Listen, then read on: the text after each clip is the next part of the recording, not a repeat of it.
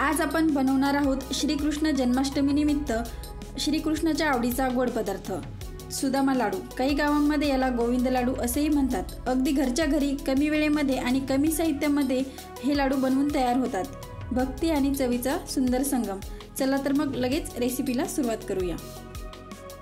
हे लाडू बनवण्यासाठी काय काय साहित्य लागणार आहे ते मी तुम्हाला अगोदर सांगणार आहे। तर इथे मी घेतलेले आहेत, इथे 1 वाटी पोहे घेतले आहे, खोबरं घेतलेलं आहे किसून, शेंगदाणे घेतलेले आहेत, इलायची पावडर 1 चमचा, तीळ 1 चमचा आणि गूळ लागणार आहे। सुका मेवा लागणार आहे। तर सुक्या मेव्यामध्ये मी काजू, बदाम, पिस्ता, मनुका, मगजबी आणि तीळ घेतलेला आहे 1 चमचा। तर सुका मेवा तुम्ही आवडीप्रमाणे कमी जास्त करू शकता। आता सर्व साहित्य आपल्याला भाजून घ्यायचं आहे। तर कढई तापलेली आहे, त्यामध्ये पोहे टाकणार आहे। तर पोहे छान आपल्याला क्रिस्पी होईपर्यंत भाजून घ्यायचे आहे। 1 चमचा तूप यामध्ये घालून घ्यायचं आहे आपल्याला आणि छान असे मंद आचेवरती सर्व पोहे भाजून घ्यायचे आहेत। पोहे छान खरपूस भाजायचे आहे, त्यामुळे लाडूला एकदम खास चव येते आणि सुगंध सुद्धा छान येतो। बघू शकता इथे पोहे छान क्रिस्पी झालेले आहेत। तर आता हे आपण काढून घेऊया।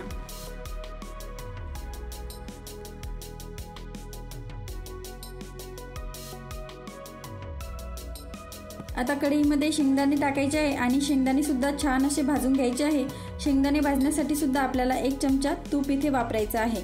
तर छान असे शेंगदाणे मंद आचेवरती भाजून घ्यायचे आहे। तर शेंगदाणे सुद्धा छान भाजलेले आहे, ते सुद्धा आपण ताटामध्ये काढून घेऊया।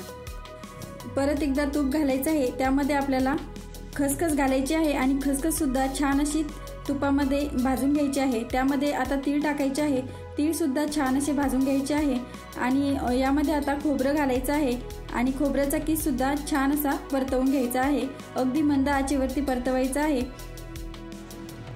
खोबरं लवकर भाजलं जातं, त्यामुळं अगदी मंद आचेवरती भाजायचं आहे।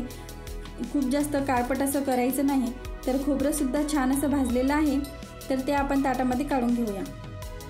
परत एकदा कढईमध्ये तूप घालायचं आहे आणि त्यामध्ये आपल्याला सर्व कट केलेले ड्रायफ्रूट्स टाकून घ्यायचे आहे। तुम्ही ड्रायफ्रूट्स अगोदर नाही कट केले तरी सुद्धा चालतील, कारण ते आपण मिक्सरला वाटणारच आहोत। तर एकदम मंद आचेवरती सर्व ड्रायफ्रूट्स आता आपल्याला भाजून घ्यायचे आहे। ते सुद्धा छान असे भाजलेले आहे, ते सुद्धा आपण आता ताटामध्ये काढून घेऊया आणि हे सर्व साहित्य आपल्याला थंड करून घ्यायचं आहे। आता मिक्सरच्या पॉटमध्ये सर्वात अगोदर आपल्याला भाजलेले पोहे टाकायचे आहे आणि ते एकदम बारीक असे वाटून घ्यायचे आहे। पोहे खूप छान असे बारीक वाटायचे, कारण हाच सुदामा लाडूचा बेस आहे, ज्यामुळे लाडूला खूप छान असं टेक्स्चर येतं। पोहे सुद्धा छान असे बारीक झालेले आहे। तर आता आपण हे काढून घेऊया।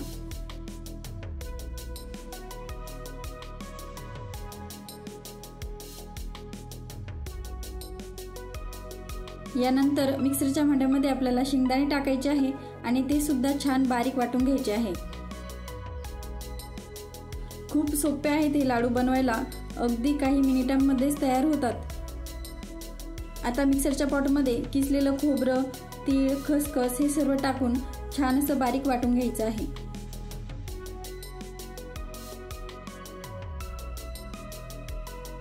बघू शकता इथे किती छान असं टेक्स्चर आलं आहे। आता परत यामध्ये आपल्याला राहिलेले ड्रायफ्रुट्स टाकून घ्यायचे आहे आणि ते सुद्धा बारीक वाटून घ्यायचे आहे। हवं तर तुम्ही सर्व एकत्र करून वाटून घेतलं तरी सुद्धा चालेल, पण त्याला खूप जास्त वेळ लागतो, त्यामुळे आपण एक एक करून अगोदर सर्व मिश्रण वाटून घेणार आहोत। आता यामध्ये आपल्याला गूळ घालायचा आहे आणि तो सुद्धा मिक्सरच्या पॉटमध्ये टाकून वाटून घ्यायचा आहे, म्हणजे सर्व साहित्य एकजीव होतं। बघू शकता इथे छान असं सर्व गूळ मिक्स झाला आहे। परत एकदा आपण हे सर्व साहित्य काढून घेणार आहोत आणि हाताने छान असं मिक्स करून घेणार आहोत।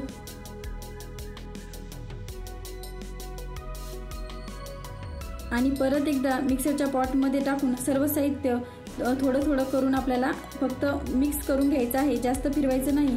सर्व साहित्य मिक्स झालं पाहिजे एवढंच प्रमाणात आपल्याला फिरवायचं आहे।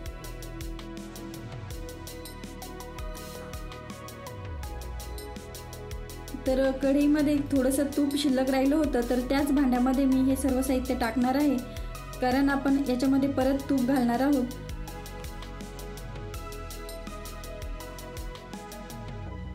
आता यामध्ये आपल्याला टाकायचं आहे इलायची पावडर 1 चम्मच,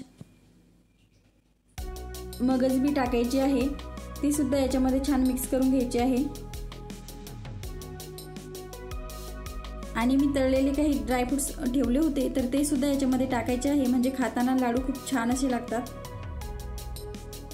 आणि दिसायला सुद्धा छान दिसतात। यामध्ये आता तूप घालायचं आहे 2 चम्मच, ऑप्शनल आहे, घातलं तर चालेल, नाही घातलं तरी सुद्धा चालेल, पण तूप घातल्यामुळे खूप छान टेस्ट येते। आता हे सर्व जिन्नस छान एकजीव करून घ्यायचे आहे आणि लगेचच याचे लाडू वळून घ्यायचे आहे। बघू शकता आपण इथे पाक न करता अगदी कमी वेळेमध्ये आणि कमी साहित्यामध्ये किती छान असे लाडू तयार करणार आहोत। तर इथे आता बघू शकता पटकन असे लाडू वळल्या जात आहेत, अगदी काही मिनिटांमध्येच लाडू बनवून तयार होतो। बघा किती सोप्या पद्धतीने श्रीकृष्णाच्या आवडीचे सुदामा लाडू तयार झाले आहेत, मऊसर, सुगंधी आणि प्रेमाने भरलेले। तुम्ही हे लाडू घरच्या घरी करून पाहिलेत तर मला कॉमेंटमध्ये नक्की सांगा। व्हिडिओ आवडला तर लाईक करा, शेअर करा आणि माझ्या चॅनलला सबस्क्राईब करायला विसरू नका। सर्वांना जन्माष्टमीच्या हार्दिक शुभेच्छा। जय श्रीकृष्ण।